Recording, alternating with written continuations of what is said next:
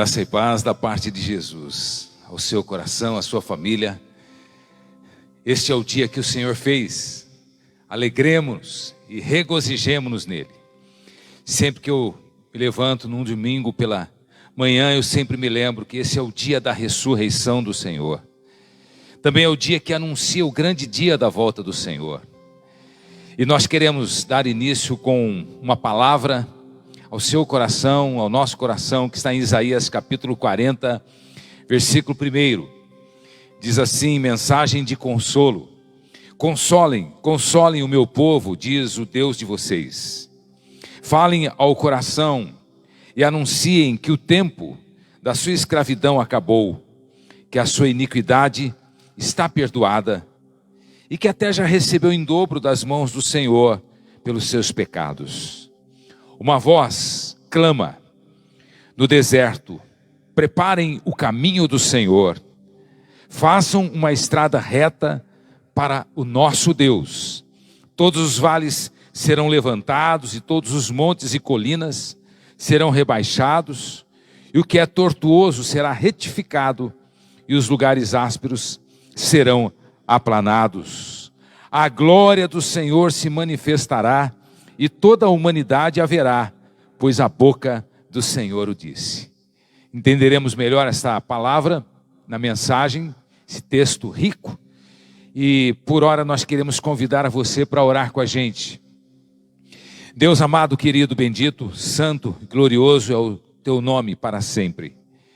Te agradecemos pela oportunidade de te adorá-lo neste lugar reservado, especial, onde estamos agora, Pai. Nesse momento sagrado para nós, queremos agora santificar o seu nome, Jesus. Dizer que dependemos do Senhor, porque o Senhor é o dirigente, o Senhor é o centro, o Senhor é a luz, é o sustento, é a provisão, é o socorro, é o tudo. É o diretor-presidente que está à frente de todos os reinos, de todos os grandes negócios espirituais, de todas as grandes conquistas dos céus sobre a terra, e também das vitórias de Deus na vida e no coração das pessoas ao longo dos séculos, ó Deus, trazendo salvação, perdão, transformação. Estamos aqui, ó Pai, numa nova vida que o Senhor nos deu, um novo caminho, um novo coração, uma nova expectativa, Pai. Estamos confiados no Senhor, que nos levanta, Pai, que nos levantou do lixo, do pó, da cinza, e nos fez assentar com príncipes, ó Deus, os teus príncipes, o seu povo, o povo lavado no sangue de Jesus. Queremos celebrar nossa vitória através da cruz do Calvário, através do túmulo vazio. Tu ressuscitaste, ó Pai, através, ó Pai, da sua vitória contra todos os poderes das trevas e da sua vitória sobre todos os pecados e sobre toda a maldade humana. Ó Deus, queremos confessar que Tu és nosso Senhor e nosso Salvador e o edificador da igreja. E aqui estamos para ouvir a Sua voz, ó Deus, e para Te adorar em nome de Jesus. Amém. Vamos cantar com júbilo, com alegria, com a Beth nos dirigindo em louvor. Será maravilhoso. Que Deus use você, Deus encha você, Deus transborde você, Deus transforme você e a sua família nesse dia e traga uma nova esperança ao seu coração.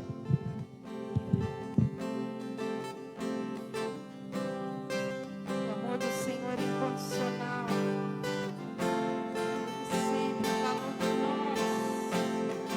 nós. Como o Senhor tem sido bom na nossa vida.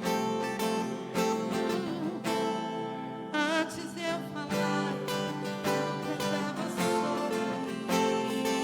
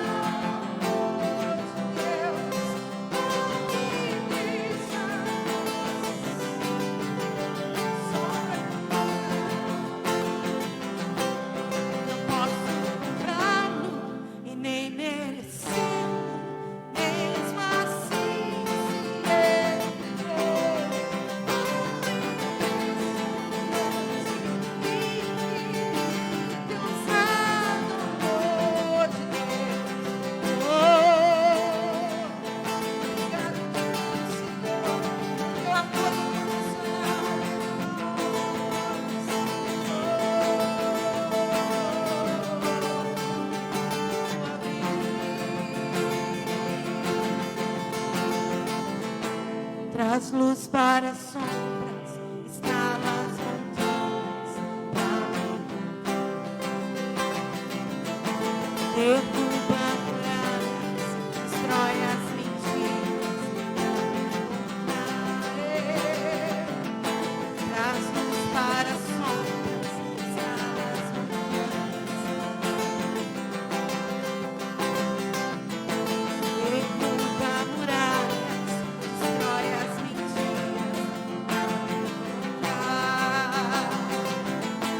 Traz luz para as sombras,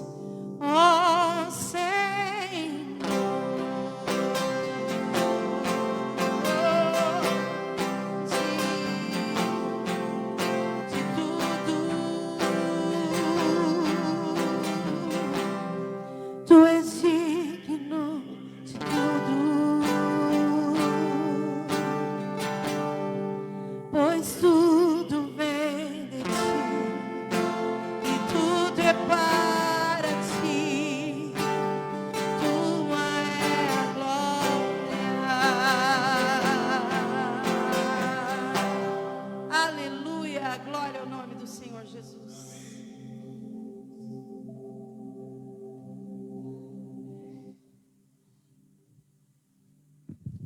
Que bênção a gente poder cantar esses louvores a Deus, a gente poder contemplar a beleza, a grandeza, a glória do Senhor, por favor. Queremos agradar ao Senhor neste dia, lembrar que todo dia é um grande e um novo recomeço. Que todo dia é um novo dia para Deus trabalhar na sua vida. Esses dias nós estamos sentindo muito calor, nós estamos sentindo uma pressão muito forte na nossa vida, tanto financeira, quanto espiritual, quanto familiar. Temos sentido que as coisas estão apertando o cerco novamente, e muito daquele conforto que a gente estava vivendo, daquelas benesses que nós estávamos tendo, elas estão diminuindo. E nós olhamos para todo esse cenário político, econômico, social, profissional, familiar no Brasil e no mundo, e nós perguntamos o que vai ser de tudo isso, como isso irá terminar. São tempos difíceis, de muitas lágrimas, muitas pessoas de luto, perdendo seus parentes, seus amigos, seus vizinhos, perdendo pessoas próximas e distantes, em outras cidades, outros lugares. Momentos de incertezas, algumas pessoas perdendo sua renda, perdendo seu emprego. Outras pessoas numa tensão muito grande dentro de casa devido ao confinamento, à quarentena, toda a situação de ficar em casa, isso tudo é desgastante. Aquela vida livre, tranquila que nós tínhamos de ir e vir, já não é mais assim. Hoje nós estamos confinados a decretos, estamos debaixo de ordens de governantes, mas nunca foi diferente. O mundo nunca foi um lugar gostoso para se viver. A vida nunca foi fácil. Aliás, nós aqui no nosso país, nós temos uma vida muito mais tranquila do que em muitos outros lugares. Essa semana eu estava pensando nos problemas da vida. E o Senhor disse ao meu coração, há pessoas que têm problemas 100 vezes piores do que os seus. E sempre me vem à mente o verso bíblico que é um desafio de Tessalonicenses, capítulo 5, que diz, em tudo dai graças. Em tudo dai graças. Nós não podemos dar graças por tudo, mas nós podemos dar graças apesar de tudo. Porque nesse tempo que vivemos, é muito fácil nós passarmos da gratidão para a murmuração. Nós passarmos a ficarmos cansados, ficarmos desanimados, ficarmos olhando para baixo, ficarmos numa situação de incredulidade. Quando que o Senhor está falando, olha, olhem para os céus. Quando vocês começarem a ver estas coisas acontecerem nos céus, na terra, esses sinais, olhem para os sinais. Eles estão avisando, breve voltarei e eu farei novos céus e nova terra. Deus pode começar coisas novas o tempo todo, Ele pode renovar nosso coração sempre que necessário, tanto física como emocional, como espiritual. Ele pode renovar nossos relacionamentos, pode renovar nossa família, Ele pode trazer uma unção nova sobre a nossa cabeça.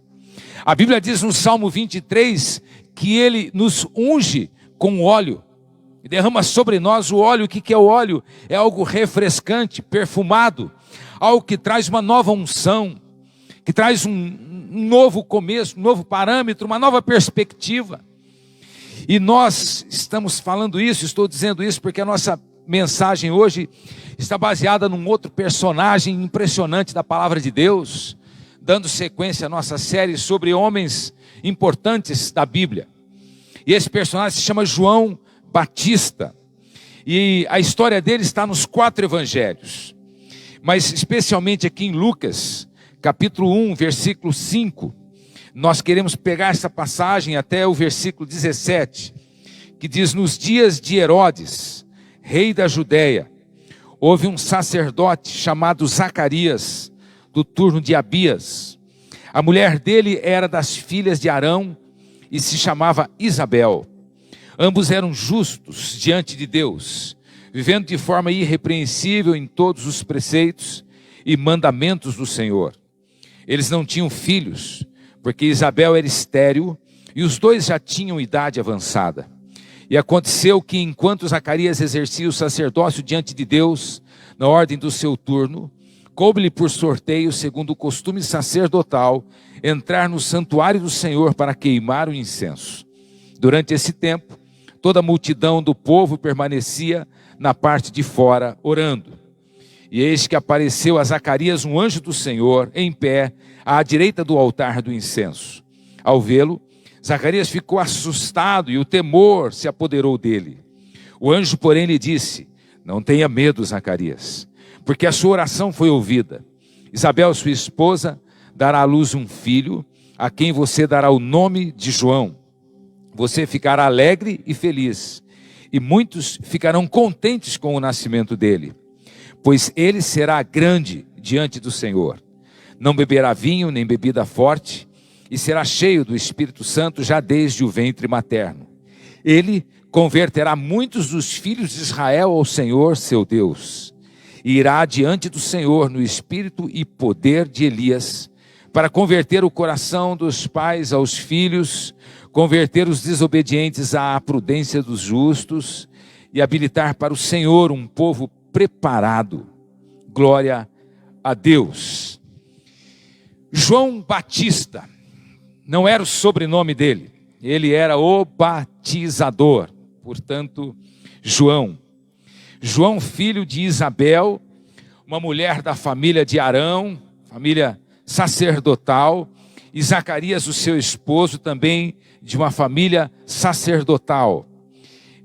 Zacarias era idoso, sua esposa Isabel também, ela era estéril. Incrível, mais uma vez, na história dos homens importantes, o Senhor tira de um ventre estéril, de uma mulher idosa, não sabemos quantos anos, mas a Bíblia diz que eles eram avançados em idade, tira deste ventre amortecido, tal como o ventre de Sara, um grande homem, tal como foi o filho de Abraão, Isaque. Aqui estava um filho de uma mulher e de um homem já avançados em idade, chamado João. É porque Deus sempre está dizendo o seguinte: não são vocês, sou eu. Não é o seu poder, é o meu. Não é o seu plano, são os meus planos. Eu faço assim, que é para ficar bem patente. Sou eu que estou fazendo. Sou eu que estou falando. Sou eu que estou fazendo os meus planos se cumprir. E João foi um elo, uma dobradiça entre o Antigo e o Novo Testamento. O povo de Israel estava cansado de sofrer. A partir de Davi, as coisas começam a entrar em declínio com seu filho Salomão no reinado de Israel. A partir de Salomão vem Roboão, em cujo reinado se divide Israel do norte e do sul. E a partir dali, daquele momento, há uma sucessão de reis bons e reis maus em Israel, e de inimigos por todos os lados. E toda aquela glória de Davi, do reinado de Davi, vai entrando em declínio. Por isso que ele fala aqui em vales, em montes, ele fala de caminhos tortuosos. Ele estava falando um pouco dessa história de Israel, dessa história sinuosa, tortuosa, desses vales de depressão, desses vales de declínio, de incredulidade, esses vales de cansaço, de derrota. E ele também fala desses montes da prepotência, do orgulho, que foi o que levou Israel à queda.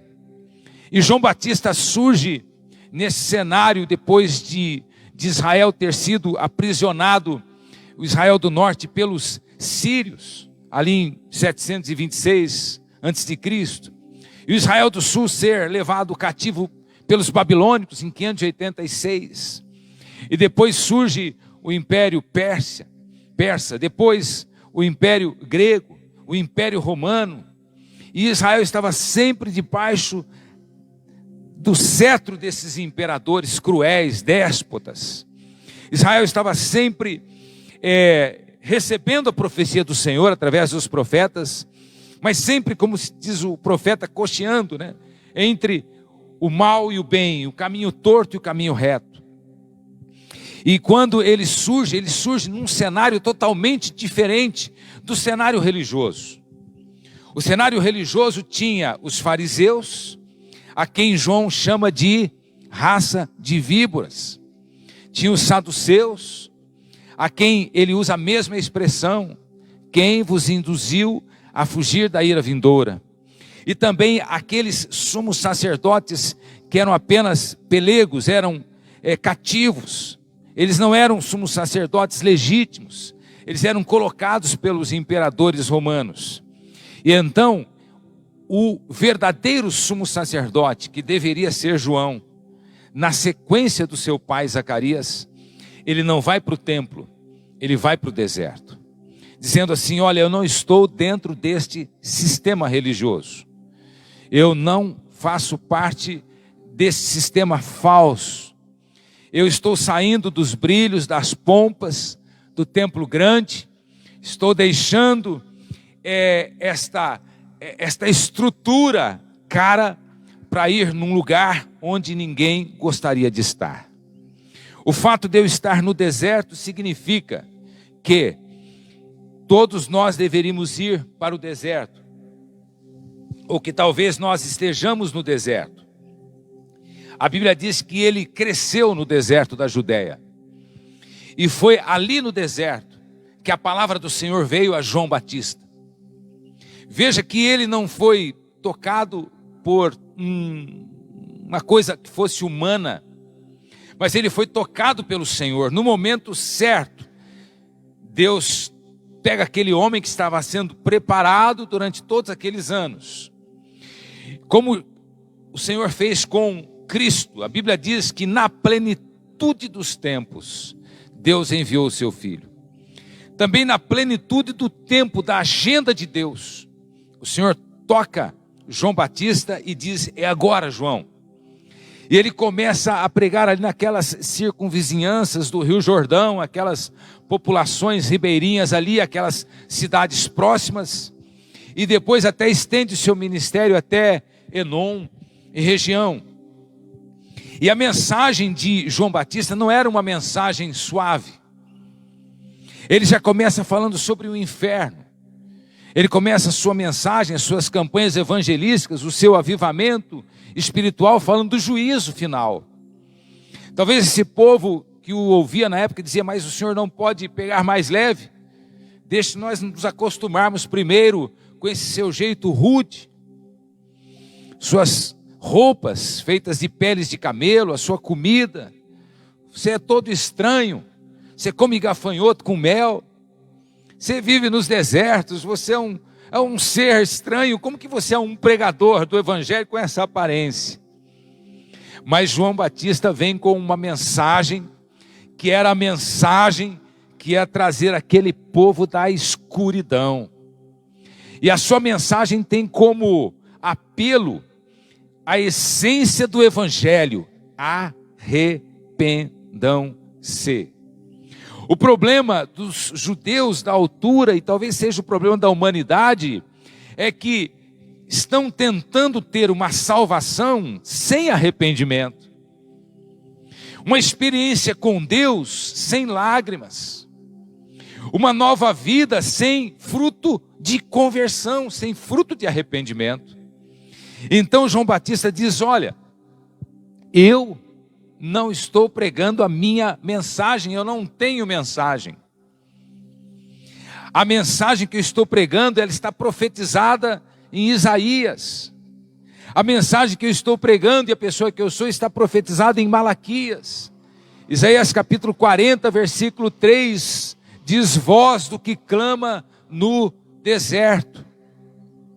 E lá em Malaquias capítulo 4 diz, versículo 5, que quando vier Elias, ou um homem no espírito de Elias, no espírito profético de Elias, naquele ministério de Elias, que foi um ministério de despertamento para Israel. Quando vier Elias, João Batista, o último Elias, ele converterá através da sua mensagem o coração dos pais aos filhos, o coração dos filhos aos pais, para que eu, Senhor, não venha e fira a terra com maldição. O ministério de João Batista era algo assim fantástico, porque ele estava trazendo de novo a grandeza de Deus. Ele estava de novo revelando que haveria esperança para os mais fracassados, para os mais pecadores. João Batista nasceu por vontade e plano de Deus. E a Bíblia diz aqui em Lucas capítulo 1, versículo 15, pois ele será grande diante do Senhor. Esta frase só foi utilizada para Jesus, aqui no mesmo capítulo 1, versículo 31 diz, você ficará grávida, o anjo dizendo a Maria, e dará à luz um filho, a quem chamará pelo nome de Jesus. 32, este será grande. Então nós vemos aqui um grande homem, João Batista, anunciando o grande nome, o grande, que é Cristo Jesus. Então ele vem, diz a Bíblia, cheio do Espírito Santo desde o ventre. Mesmo versículo 11 diz assim, e será cheio do Espírito Santo já desde o ventre materno. Então, alguém gerado por Deus, gerado no ventre da mãe por Deus, por influência de Deus. É certo que houve ali a conjunção carnal de Zacarias e Isabel, mas tudo aquilo foi um milagre, que fazia parte desse processo histórico de Deus, de trazer redenção, não só para Israel, mas para toda a humanidade. Resgate, fazer a compra definitiva, cancelar a maldição. A Bíblia diz aqui no capítulo 1 de Lucas, versículo 41, que a sua mamãe Isabel também foi cheia, ou ficou cheia do Espírito Santo, quando Maria, grávida de Jesus, chega à sua casa. E aí ela profetiza sobre Jesus, e profetiza sobre Maria. E assim essa linda história começa. A Bíblia diz aqui em Lucas capítulo 1, versículo 66, o seguinte: todos os que a ouviram guardavam-nas no coração, dizendo, então aqui é sobre João Batista, o que virá a ser este menino? Olha, o importante que queremos destacar, e a mão do Senhor estava com ele. Nós encontramos esta frase no ministério de Neemias.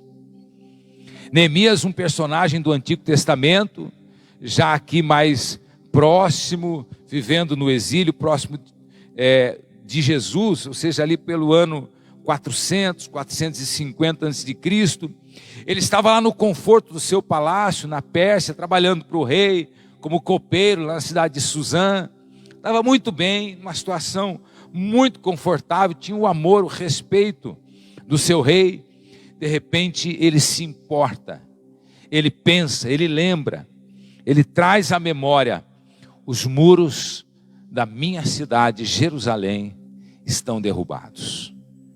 As portas estão queimadas, a cidade está em ruínas. Isso tudo faz com que lhe venha uma profunda tristeza no seu coração, uma comoção, um sentimento. E o próprio rei descobre isto, porque estava com ele todos os dias, ele era o copeiro do rei, e o rei diz, o que está acontecendo com você? Ele diz, a minha cidade está em ruínas. E o rei o envia e dá subsídios para que Neemias faça o trabalho de restauração das portas e dos muros de Jerusalém. E depois ele passa para o seu irmão, que continua o trabalho de reconstrução da cidade. A cidade de Jerusalém, que está aí até os dias de hoje. Sempre Deus fez um trabalho de reconstrução, de restauração. Na sua vida, na minha vida, nós pensamos muitas vezes que nós tínhamos chegado ao fim. Nós estamos dentro de um vale, de um declive, que para você era o ponto final. Onde você pensou e sentiu, agora não tem mais jeito. Esse era o momento, porque Deus havia parado de falar com o seu povo por 400 anos. Entre Malaquias e João Batista há o período do silêncio de Deus. 400 anos sem nenhuma revelação, sem nenhuma profecia, sem nenhuma aparição, sem nada. E Deus vem quebrar este gelo, este jejum, este silêncio, através de um homem no deserto. Lugar mais improvável para você levar pessoas para te ouvir. Aquele deserto era, como todo deserto, um lugar de muito calor. Um lugar difícil para andar, sem água. Um lugar difícil de estar. Mas a Bíblia diz que as multidões foram para lá. Que está uma lição para nós. Quando Deus está retomando, reconstruindo, restaurando nossas vidas, pode ser que seja no deserto mesmo. Nem sempre Deus nos tira do deserto, mas Deus tira o deserto de nós. Nem sempre Ele leva as multidões para os lugares confortáveis, com ar-condicionado, com beleza, com conforto, com toda a segurança, mas às vezes nos leva para os lugares mais inseguros, porque o deserto era um lugar inóspito, para ali levar uma multidão, que diga, nós somos contra este mundo de vaidades, nós somos contra este mundo que gasta o tempo todo, o que tem e o que não tem, nós somos contra essa estrutura social, corrupta, maldosa, egoística, uma estrutura social injusta, perversa, onde muitos pecados estão debaixo dos tapetes, onde o dinheiro que era para alimentar os pobres vai para a boca dos ricos, vai para o bolso dos ricos. Então o gesto de João Batista ao estar no deserto era o seguinte: eu estou contra todo esse sistema injusto, esse sistema que privilegia uns, que é um sistema de preconceitos, onde o pobre é desprezado e o rico é considerado porque é rico. E a Bíblia fala que ele começa a pregar para todas as classes de pessoas. Ele começa a pregar para os soldados que lá estavam.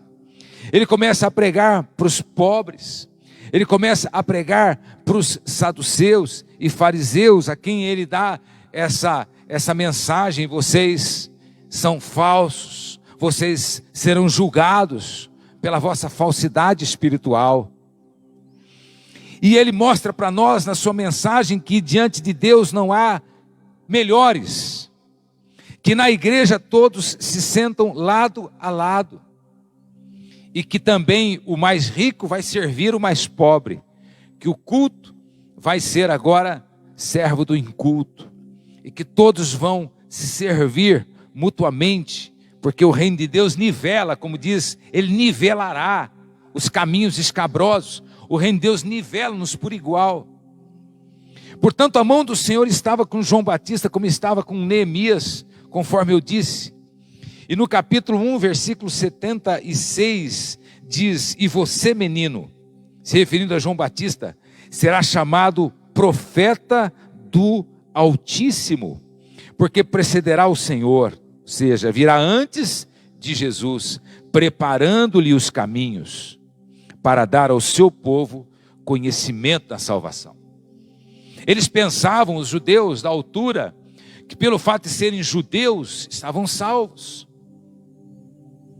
Às vezes nós pensamos que por ter sido criados na igreja, estamos salvos.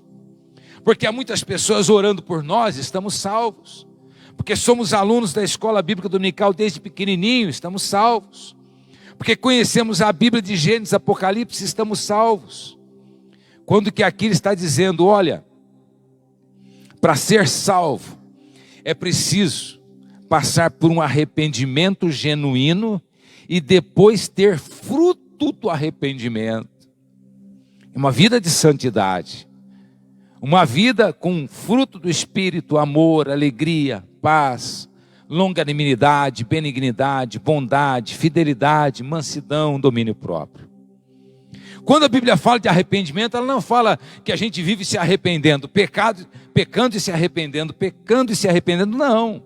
O arrependimento, ele traz a libertação do pecado. Ele traz nojo pelo pecado. O arrependimento, ele traz uma renúncia daquelas obras más.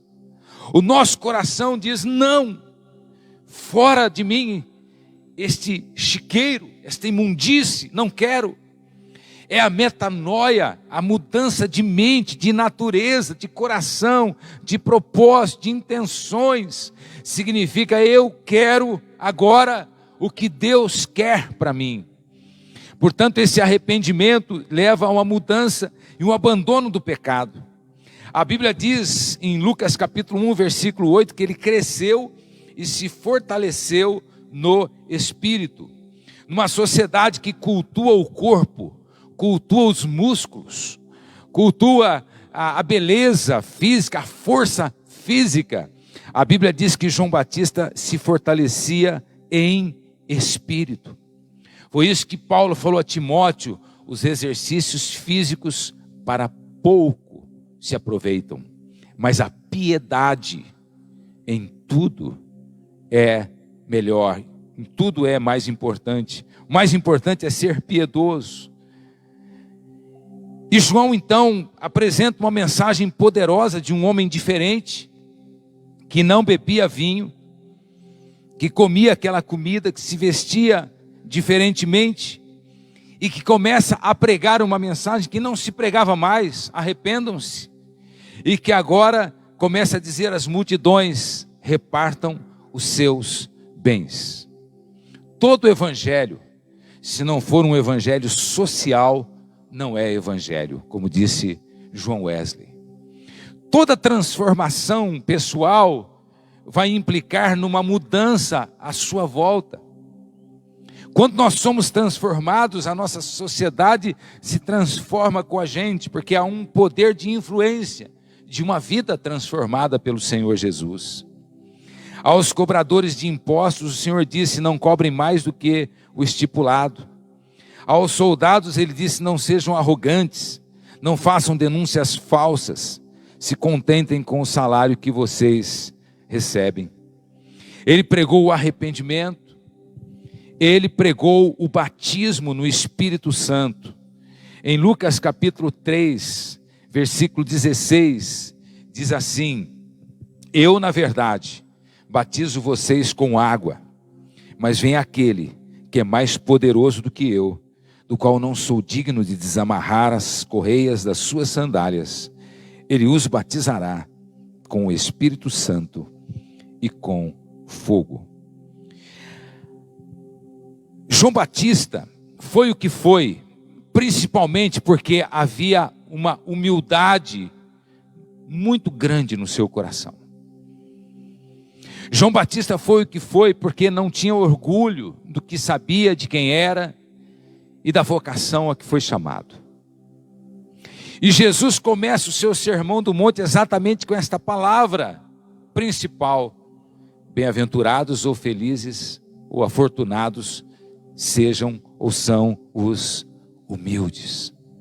A única pessoa que Deus usa na sua obra são os humildes. Não são os mais capazes, os mais poderosos, os mais inteligentes, os mais rápidos, mas são os humildes. Aqui estava um homem que não tinha, como disse lá de Jesus, não tinha aparência nem formosura. Assim como em Cristo, João Batista também, nós podemos entender, não havia beleza nenhuma que agradasse o ser humano. Ele não era uma celebridade do mundo gospel. Ele não estava vestido com roupas de grife. Ele não estava com perfumes caros. Não tinha nos seus pés sapatos caros. Ele era o homem do povo. A mensagem era a mensagem de Deus. O estilo de vida era o mais simples possível. Por que que ele comia gafanhotos? Quem é que comia gafanhotos no tempo dele? Os pobres. Se não houver essa identificação do pregador com as pessoas a quem ele prega, dele mesmo, o pregador, o obreiro, o evangelista, o diácono, o cooperador, o ministro de Deus, os líderes da casa de Deus, se identificarem com a igreja, se identificarem com o povo de Deus, que é um povo simples, um povo sofredor, um povo trabalhador, um povo que soa a camisa, que se esforça, um povo que se sacrifica. João Batista estava ali dizendo: olha, eu também estou na mesma condição, também estou na mesma situação, aqui estamos juntos. E ele vem e prega o juízo final. Às vezes, no nosso dia a dia, na nossa rotina, envolta tantas coisas para serem feitas e resolvidas, nós esquecemos que aquele minuto pode ser o nosso último minuto, que aquele dia pode ser o nosso último dia, que tudo aquilo pode acabar com um estalar de dedos. Você está preparado? Está pronto? E quando João Batista chega e começa a batizar lá no Rio Jordão, chega no meio da multidão um outro para ser batizado, chamado Jesus Cristo. E a declaração que João Batista faz diante de Jesus e diante da multidão a respeito de Jesus é a mais bela declaração de todas as Escrituras Sagradas. Quando Jesus vem no meio da multidão, João Batista olha, exclama e diz: eis o Cordeiro de Deus que tira o pecado do mundo. Quando Jesus chega mais próximo ali para ser batizado, João fica todo constrangido e diz: olha, eu não sou digno de fazer o mais humilde serviço. Eu não tenho a honra e a dignidade nem de desatar os cadarços da sua sandália, as correias das suas sandálias. Como é que eu posso te batizar? Como eu posso ter um contato com o seu corpo santo, com o seu corpo sagrado? Eu é que preciso do Senhor. E Jesus lhe responde: João, convém cumprir toda a justiça de Deus. Eu vim aqui para estar no lugar dos pecadores, levar os pecados e as transgressões dos pecadores. Eu estou aqui para me identificar com vocês. Vocês, quando são convertidos e se arrependem, são salvos, são batizados. Eu não tenho pecado, eu sou santo, eu sou Deus, mas eu preciso passar por esse ritual sagrado para que eu possa inaugurar meu ministério me identificando com vocês, os lavados no sangue de Jesus. E eu trouxe essa pureza para vocês. E João o batiza, e na hora que ele sai, a Trindade se estampa naquele lugar. O Filho está ali, o Pai fala dos céus: este é o meu Filho amado, em quem eu tenho muito prazer. E o Espírito Santo desce em forma de pomba, o Filho, o Pai e o Espírito. Nós podemos aplicar esta mensagem para os nossos dias, com certeza. O que a vida e o ministério de João nos ensinam? Em primeiro lugar, João foi um homem que não se desviou do propósito de Deus para ele. Ele foi um homem focado na sua missão. Muitas vezes nós vemos pessoas chamadas por Deus para serem e fazerem um ministério específico. E na caminhada dos seus ministérios, das suas carreiras ministeriais, eles vão fazendo isso, aquilo, e não fazem o que Deus mandou ele fazer. E não é aquilo que Deus disse que ele seja. João, ele foi criado por Deus, ele foi gerado pelo Senhor no ventre da sua mãe, para que ele fosse o quê? Um preparador do caminho do Senhor Jesus. Para que ele viesse anunciando a mensagem de salvação, e a muitos ele converteu. E ele foi este homem que, quando perguntaram, mas quem é você? Você é Elias, você é alguns dos profetas, você é Cristo. Confundiram João Batista com Cristo. E ele, na sua humildade, disse: eu sou uma voz. Uma voz. Mas é uma voz que proclama a palavra de Deus. Homem focado na missão, que não teve medo de apontar o pecado de Herodes, o rei da época, que estava em adultério, e inclusive pagou com a vida pelo fato de apontar os pecados, ou o pecado do seu rei na ocasião. João também tem a nos dizer, através da sua vida e mensagem, que ele veio pregando um evangelho completo. O evangelho, ele é completo no sentido que ele não é apenas salvação e perdão, mas ele é santificação e santidade. Que ele é a mensagem de salvação, arrependimento, batismo, mas é também a mensagem de batismo com o Espírito Santo, purificação da natureza carnal. E que neste pacote completo, salvação, santificação, perdão e purificação, nesse pacote completo de salvação completa, que nós nos desatrelamos do velho Adão e nos ligamos a Cristo por completo, que nós deixamos de ser homens caídos para sermos pessoas erguidas, levantadas em pé. Este evangelho não é só uma teoria, ele é uma experiência.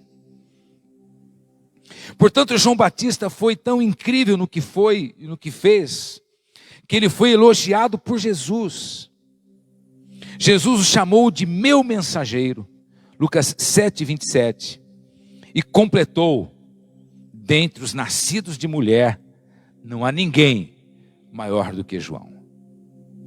A Bíblia fala que aquele que se exalta a si será humilhado, mas aquele que se humilha será exaltado.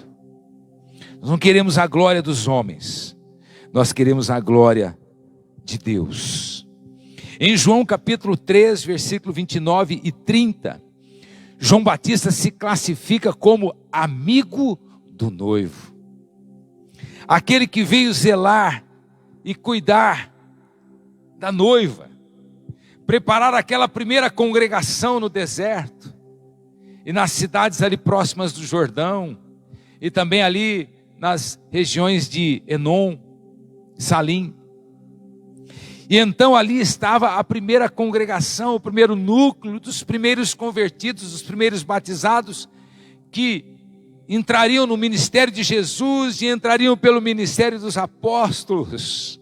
Ali estava a igreja nascente, que seria inaugurada no Atos capítulo 2 com a descida do Espírito Santo. João entendeu que esse Cordeiro de Deus não tira só o pecado do mundo, mas ele tira o meu, o seu, os nossos pecados. João entendeu que não há como servir a Deus senão com um coração puro. Ele mesmo teve esse coração puro. Ele não foi atrás de namoradinhas, não ficou atrás de baladas, de entretenimento, não foi atrás de jogos, nem estava se divertindo nas horas livres. Homem focado numa missão. Eu tenho uma missão. Eu não sou qualquer um. Eu não faço o que todo mundo faz. Eu não sou da multidão. Aliás, eu estou indo contra a multidão. Nessa nossa caminhada, queridos, nós vamos encontrar algumas distrações. Os filmes, as novelas, os desenhos, as reportagens e não sei o quê, e tanta gente chamando e querendo isto e falando aquilo, e às vezes muita coisa que não tem nada de edificação. E o Senhor diz: foco foco na missão, foco na palavra, foco na igreja, foco nos céus, foco na volta de Jesus, foco na cruz, foco no Espírito, focalizados, sintonia, mesma sintonia. João Batista não se deixou perder pelos devaneios, prazeres da vida passageira. Ele sabia que após a vinda de Cristo, já a sua vida caminharia para o final. Como de fato, logo depois desse grande ministério, esse estratosférico ministério, ele é preso e é decapitado. Mas o seu ministério continuou e continua na vida da igreja. É importante começar bem, terminar bem.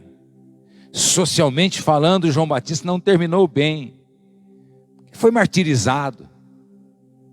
Mas diante dos céus, ali estava um homem aprovado. Recebeu o selo da aprovação de Deus.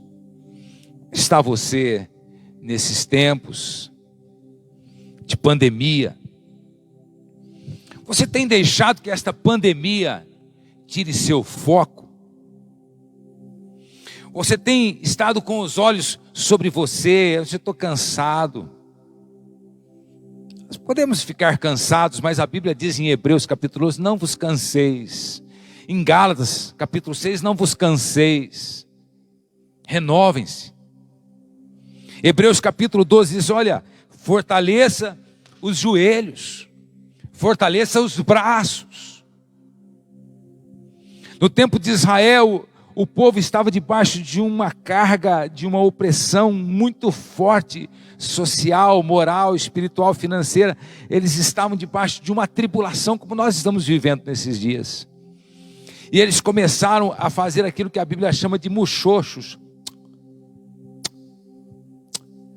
Como se fosse uma reclamação, eu não suporto mais, eu não aguento mais, eu não quero mais. E o Senhor os repreendeu, dizendo, por que vocês estão com muxoxos diante de mim? Aquela reclamação, olha, por favor, faça alguma coisa. Deus está trabalhando a favor daqueles que o amam e que esperam nele.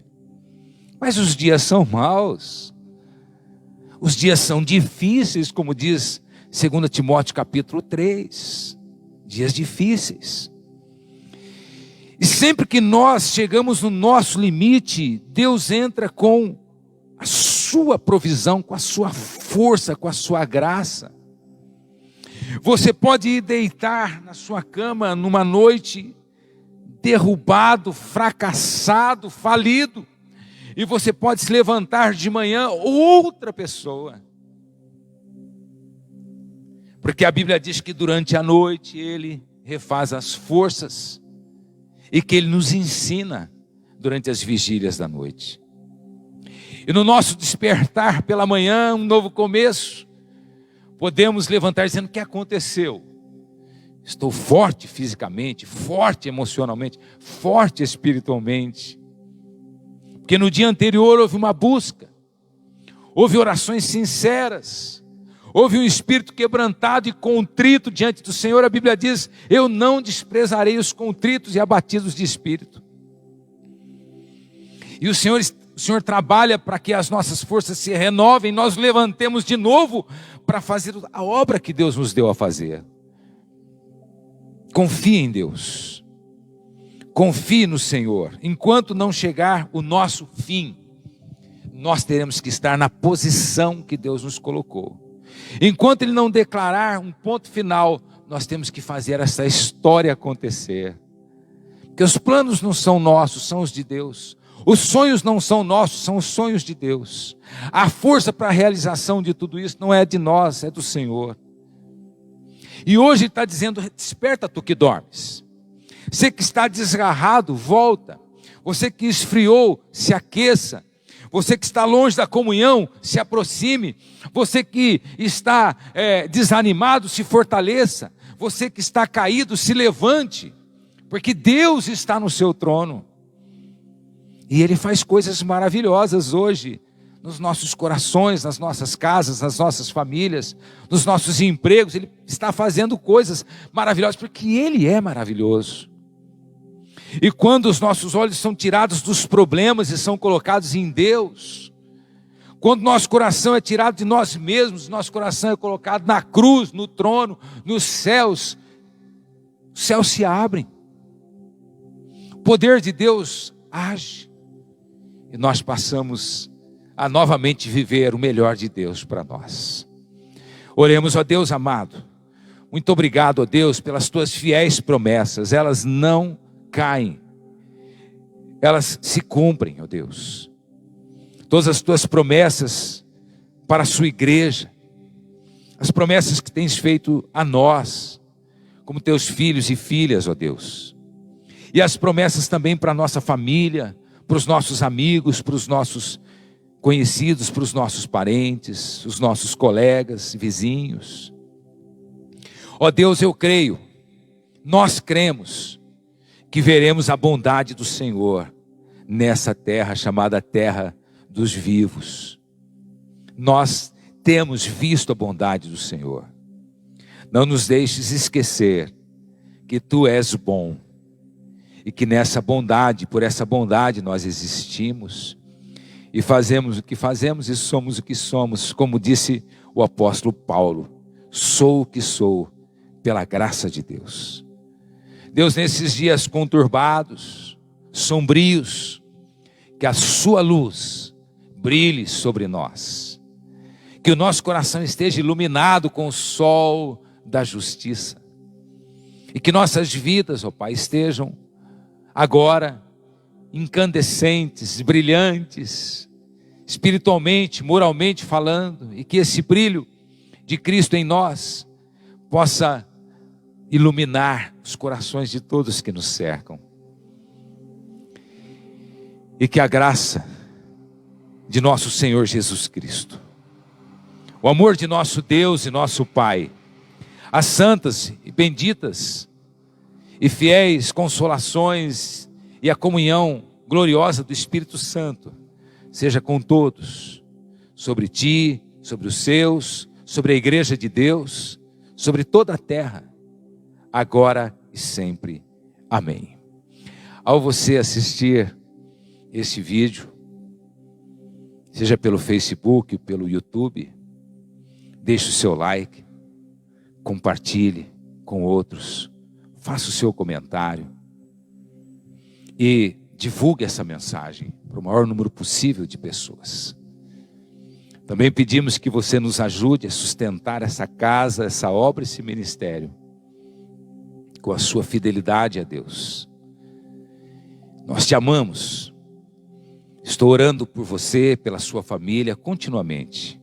Nós estamos juntos. Nós nos pertencemos.